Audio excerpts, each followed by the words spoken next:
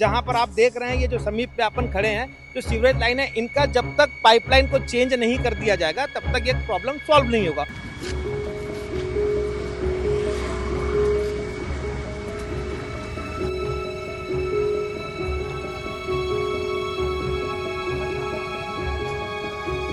अधिकारी को तो अपने जेब से पैसा देना नहीं है, किसी के सैलरी से पैसा देना नहीं है, तो क्या कारण है जब बीएसपी प्रबंधन के पास पर्याप्त मात्रा में इंफ्रास्ट्रक्चर पर खर्चा करने के लिए फंड है तो उसको फिर जमीन पे क्यों नहीं लाया जाता?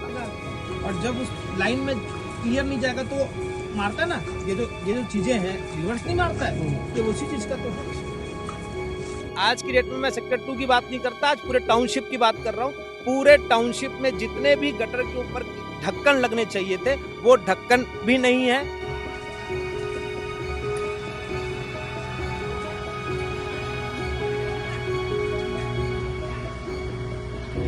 कब से ये सीवरेज लाइन बने हुए हैं और आज तक इनको चेंज करने के लिए या फिर इसमें जो भी जर्जर स्थिति है उसको ठीक करने के लिए एक पैसा भी खर्चा नहीं किया गया।